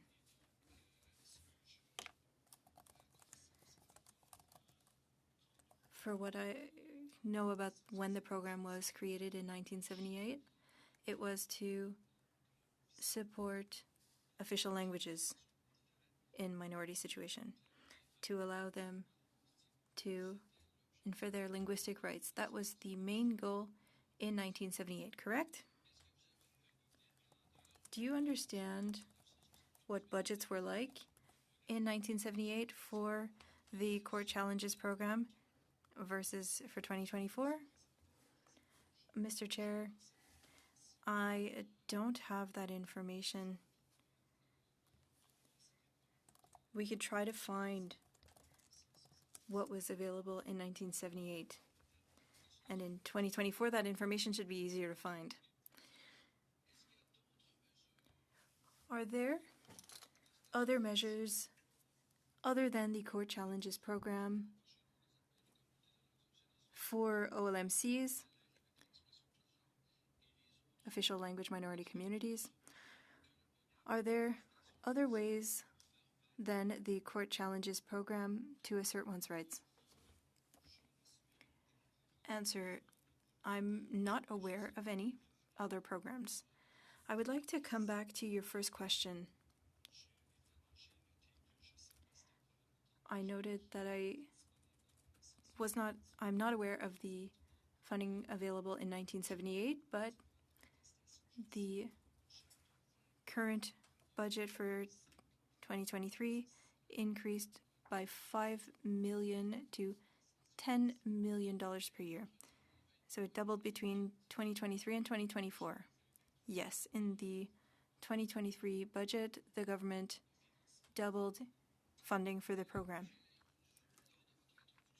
During your introductory remarks, you talked about 115 cases for official languages and 160 for human rights, correct? Yes. And in 2024, we've got a total of 74 for 33 for official languages and 41 for human rights, correct? Yes, that was for 2020, 2022, 2023. Because we don't have the report yet for 2023, 2024. I have a question, a simple one, and I would like to have your opinion. Do you believe that we are currently drowning a fish by limiting tools for OLMCs to assert their rights? Mr. Chair, I'm here to talk about the Court Challenges program. I'm not here to give my opinion on the question that you just posed. I'll ask another question then. Why force the government to maintain this program created in 1978? We're in 2024. If I had said in 1978 that AI is coming, we'll have to adapt, would you have foreseen this? Mr. Chair, I offer advice to the government, and when a decision is made, and in this case a decision was made in the budget, a decision to double funding for the program, as a public servant, I implement government decisions. But if I ask you a question on the street, can we ask what if there's a bad intention behind a request? The Liberals for 5 minutes, and I believe it's Mr. Noor Mohammed that will take the Rappel au 5 règlement, minutes. Monsieur le Président. Point of order. Information au Point of bénéfice de order. Monsieur Godin, je voulais simplement. I wanted to say that between 78 and 81, I found the amount, the interpreter regrets, but she missed that amount for Bill 101 in Quebec in 76. Good. Thank you, Mr. Shampoo, on that note. And we'll now go to the Liberals for 5 minutes. Mr. Noor Mohammed. Merci, Monsieur le Président. Thank you, Mr. Chair. Welcome to our witnesses today. Je veux savoir seulement. I would like to know what the impacts were when this program was cut by the Harper government. Comme j'ai Thank you for the question. As I mentioned earlier, the program was cut, and so there was no program to fund official language rights and human rights. But I would like to know the impact on people who don't have the means for legal representation. Mr. Chair, I think that I can respond to the question. What I can say, in looking at annual reports, there are examples of cases that were funded for supporting rights. And so what I can say is that in such cases, or examples, they wouldn't have been able to be funded at the time. Thank you very much. So what I would like to do at this time is I would like to bring forward the motion that has already been submitted and circulated by the chair or by the clerk, Mr. Chair, if I might. And the motion, if I may, would you like me to read it out? Sure. Why not? Thank you. That notwithstanding the motion adopted by the committee on Thursday, February 1st, 2024, with respect to the review of Bill C-316, the committee scheduled 2 meetings with witnesses on April 18th and 30th, respectively, that the deadline of amendments be April 26th, 2024, and the committee begin clause by clause no later than May 2nd, 2024. And, Mr. Chair, the reason for wording the motion this way is in respect of the ruling that we had from the chair last week, and also to ensure that we are able to do this and get this study done in a timely fashion. So I'm hopeful that we can move quickly to pass this and move forward. Thank you, Mr. Noor Mohammed. Yes, the motion originally was adopted, but you're 48 hours in, so I open it up for debate, and we'll go to Mr. Champoux first. Monsieur le Président, Mr. Chair, I recognize the intention with Mr. Noor Mohammed's motion, and I don't agree with it in principle. That said, we're on the first day of what's being proposed in the motion. So we're coming to the end of the first meeting that is proposed in the study of this bill. Mr. Chair, had we had these discussions earlier, perhaps today's meeting would have been organized differently, and I'll explain. The Bloc Québécois believes that this bill is important, and we have very few witnesses. We only asked to hear from 2 witnesses that we find extremely relevant, and we would like to have these witnesses heard by the committee. I cannot confirm that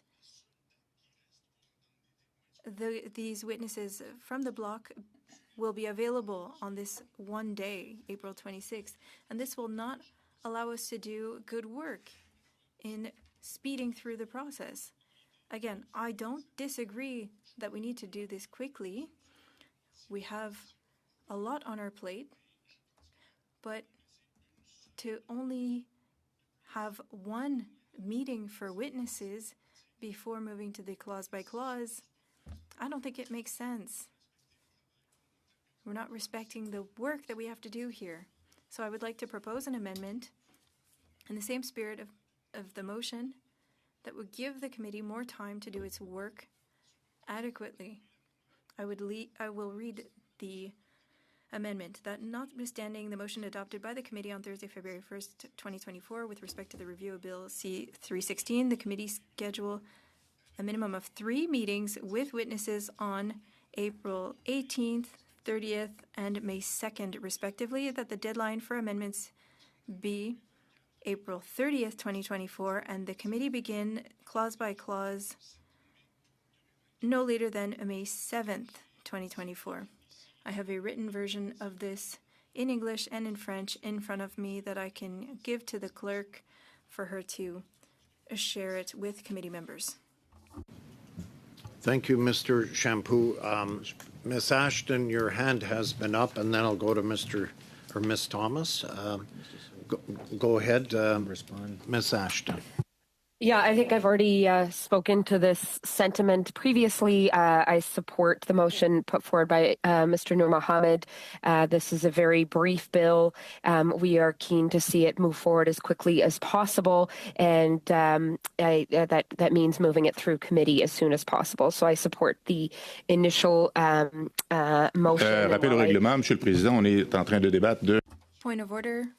Are we debating the motion or the amendment? Je pense que Mme Ashton est en train de... I believe that Ms. Ashton is talking about the motion. Pardon, je m'explique, je suis contre la... I am against the amendment, and I support the original motion. Okay, we're dealing with the amendment. Ms. Thomas.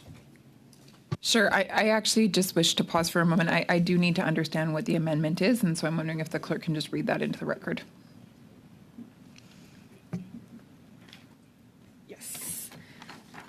So the amendment would be, I'll read the full motion with the amendment. That notwithstanding the motion adopted by the committee on Thursday, February 1st, 2024, with respect to the consideration of Bill C-316, the committee schedule a minimum of 3 meetings with witnesses on April 18th, April 30th, and May 2nd, respectively, that the deadline for amendments be no earlier than April 30th, 2024, and that the committee commence clause-by-clause consideration on May 7th, 2024. It is at the earliest May 2nd. Sorry, I'm just going through the... Clerk, is there any way that that amendment could be... yes, I'm typing it up thank you. as we speak. Okay.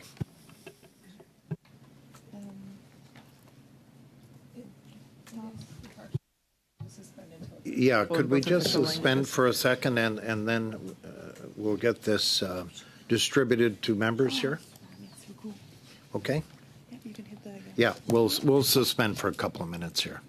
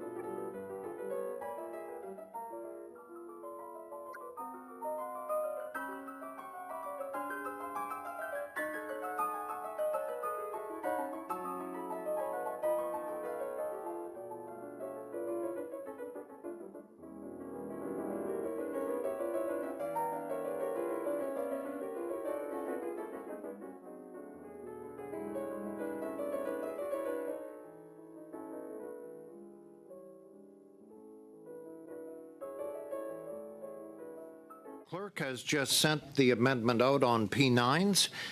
Before we get into a discussion, I think it's fair, department officials, thank you. I don't think you're going to be needed. We're just about wrapping up here. So, Mr. Denduven, thank you very much for today, and along with Mr. McMurrin, who thank you both from the department coming. So, a discussion here as Mr. Shampoo has an amendment. Has everybody got the amendment first? Can I ask that question? Good. So they're in red here. So that notwithstanding the motion adopted by committee on Thursday, February 1st, 2024, with respect to the consideration of Bill C. Monsieur le Président, je suis pas un membre régulier, alors c'est peut-être possible que. Oh yeah, you probably didn't get it, Mr. Godin. Can you send? Yeah, yeah. Thank you. Merci. Désolé. Did you get it, Mr. Siré? Yeah, you did. Good. Monsieur le Président. Yes. Okay, Mr. Housefather. Yeah, we've had new members here, all of us. Well, old new members, and you're one of them. So that, and Mr. Lewis too. He's joined us here now. And Mr. McKinnon. Although it really doesn't pertain to you on Bill C-316. Well, it does, but not for the vote here. Yes, Mr. Gord. Inaudible. Microphone, please. Yeah, you'll have to turn on your mic. The analysts can't hear you here. Sorry. Est-ce que on prend des dispositions? Will we be continuing beyond 5:30? Because I know that my colleague will have to leave, and I will also have to leave in about 10 minutes. Perhaps we can continue this discussion at the next meeting? Ça va être long de toute façon. It might take a while. I would like to propose a motion to adjourn. I had a few questions for the witnesses, and we might have to bring them back, and I would have wanted to ask my question to the witnesses.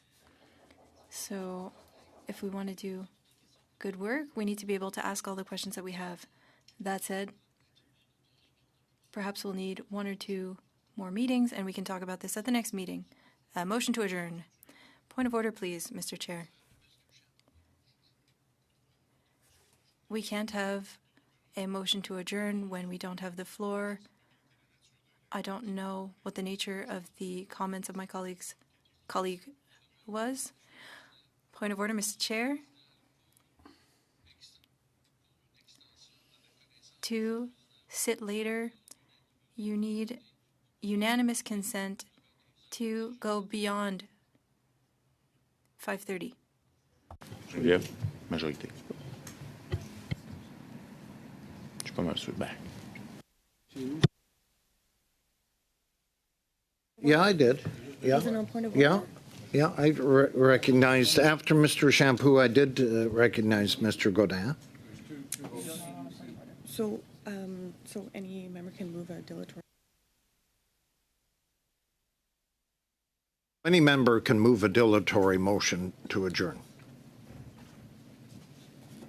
Because it wasn't on the vote. Monsieur le Président, il y avait une liste There was a speaking list. I don't believe that you followed the speaking list. Mr. Coteau, I'll recognize you. Thank you very much, Mr. Chair. Considering, I think it was the Conservative member who said he has 10 minutes left, perhaps we can, go 10 minutes longer, considering he said he had the 10 minutes. Well, thank you, Mr. Coteau. It's a dilatory motion, so we're going to have a vote on the dilatory motion to adjourn. And I'll hand it over to the clerk, if you don't mind. Majority. Majority? Okay. Combien? So. Or do you want me to have a show of hands? You can do either one. I just want to double check on a last minute test substitution, so to see who I have on my list right now. Okay.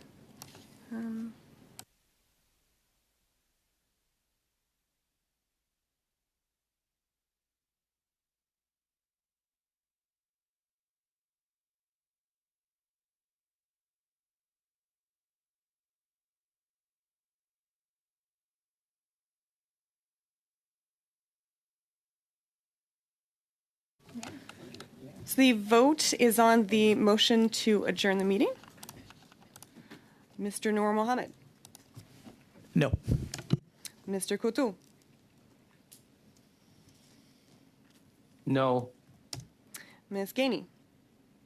No. Mr. Lewis. No. Monsieur Seri. No.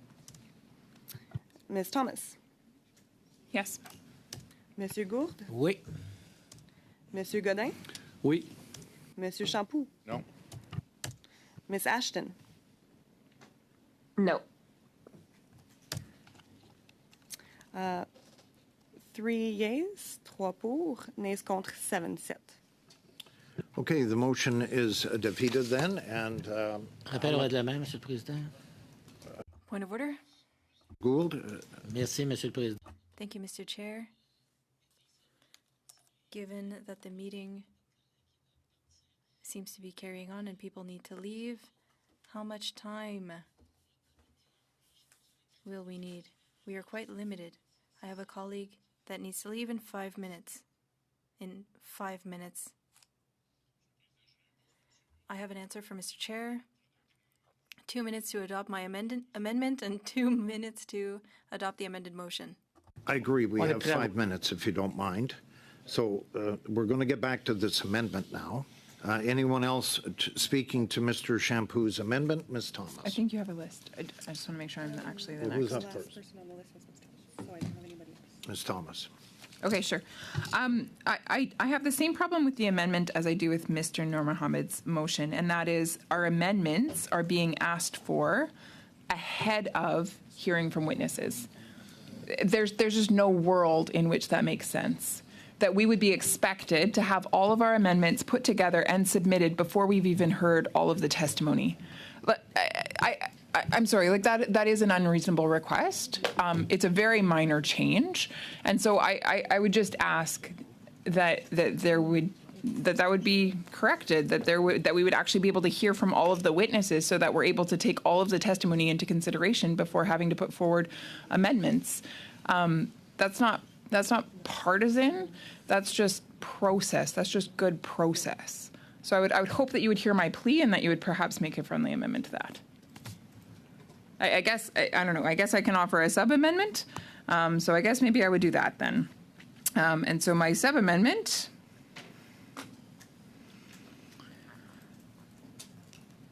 would be that the deadline for amendments would be May 3rd. So that's only the day after we hear from the final witness. And still allows us to start clause by clause by the 7th. So the only change then, Ms. Thomas, is the committee schedule a minimum of 3 meetings with witnesses on April 18th, April 30th, and May 3rd? No. So so the amendment that was made, it stands. My sub-amendment is that the deadline for amendments would be May 3rd. Any discussion on that? Yes, Mr. Champoux. Deux questions là. 2 questions. I agree with the sub-amendment. I believe that it's essential that we have the time that we need to do our work properly. We're looking at a bill here. This is not nothing. And I agree with Ms. Thomas's sub-amendment because it gives us more time. The question that I have, and perhaps the analysts can respond, is that this deadline for amendments and studying the clause by clause, is this enough between May 3rd and May 7th? Or would we have to push back the clause by clause consideration? It's for procedures mostly, so we need 48 hours, and that would fall within the 48 hours. It would be preferable to have it by noon, but the committee could decide to have it in less than 48 hours. Thank you, Mr. Chair. I believe that that's reasonable. I would invite my Liberal and NDP colleagues, and I know you were in favor of the initial motion, but we need to understand the work that we need to do. And I know that we want to move quickly, but this is an important bill for the Bloc, for Quebecers, for Canadians, for official language minority communities. We need to respect ourselves and respect the work that we need to do. I want to hear from important witnesses, and I want to be sure that they're heard. And as said Ms. Thomas, I want to be able to prepare amendments according to testimonies that we hear. Thank you. Any other discussion on the sub-amendment? Seeing none then, could we have a vote on Ms. Thomas's sub-amendment? Do you want to go ahead, Clerk? Recorded, yep. Yeah. Keep in mind, committee, 5:40 is the deadline here. Okay? So the vote is on the amendment to have Sub-amendment. the sub-amendment. Thank you. Sub-amendment for clause by clause on May 3rd.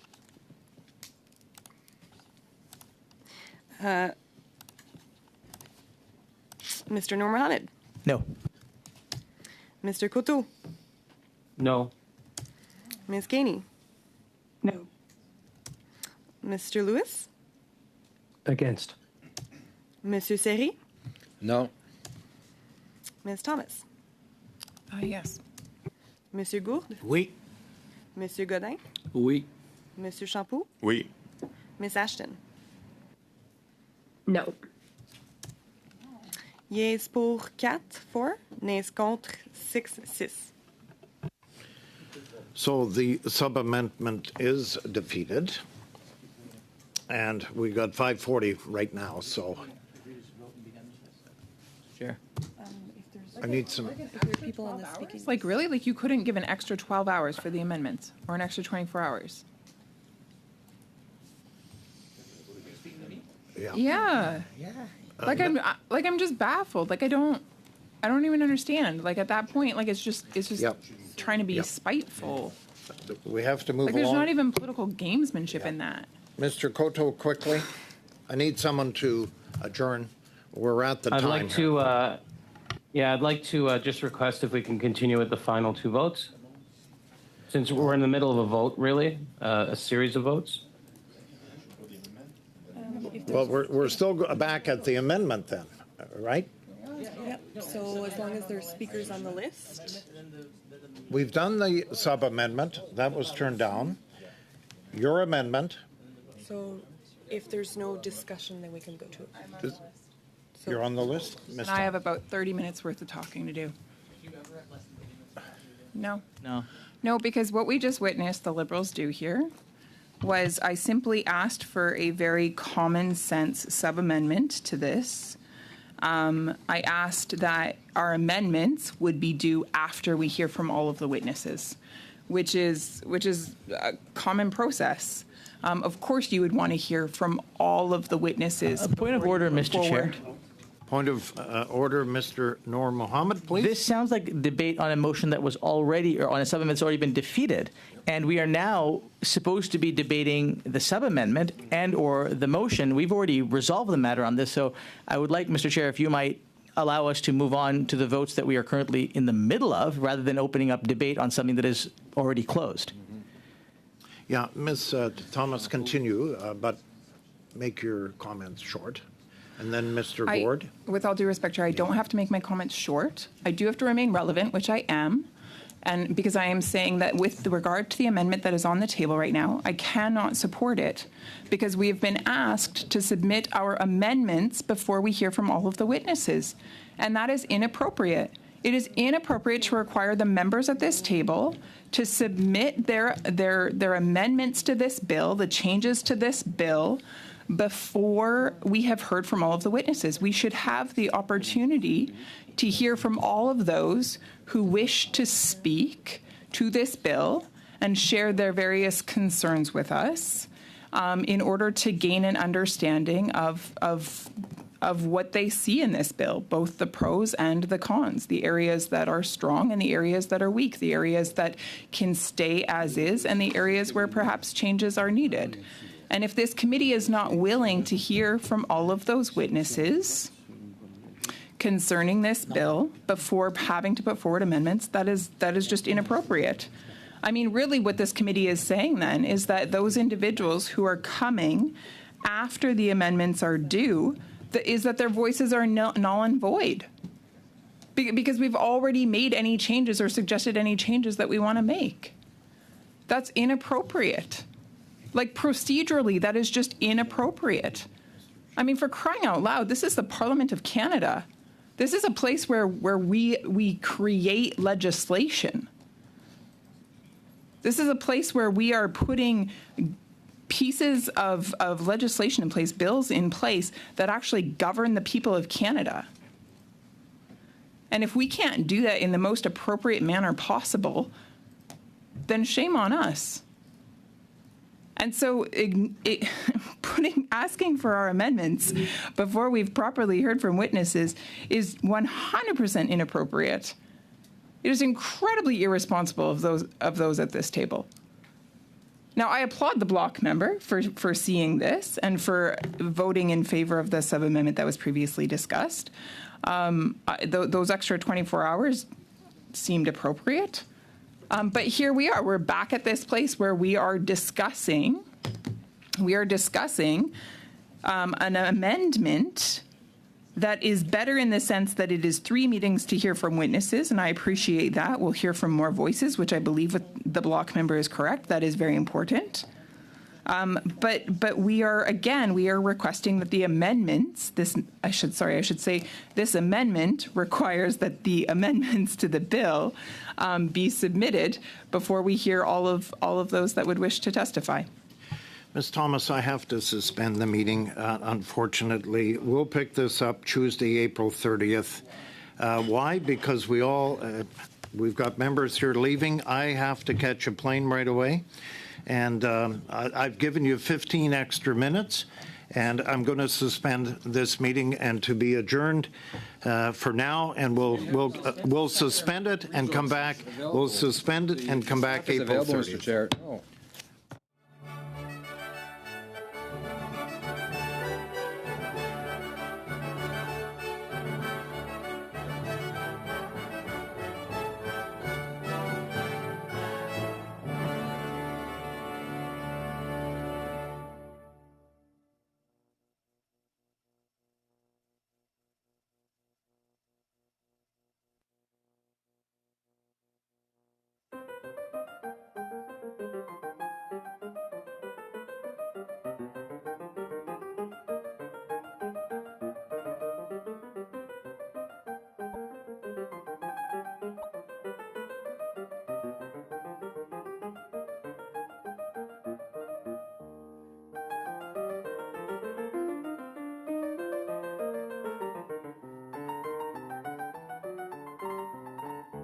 Thank you.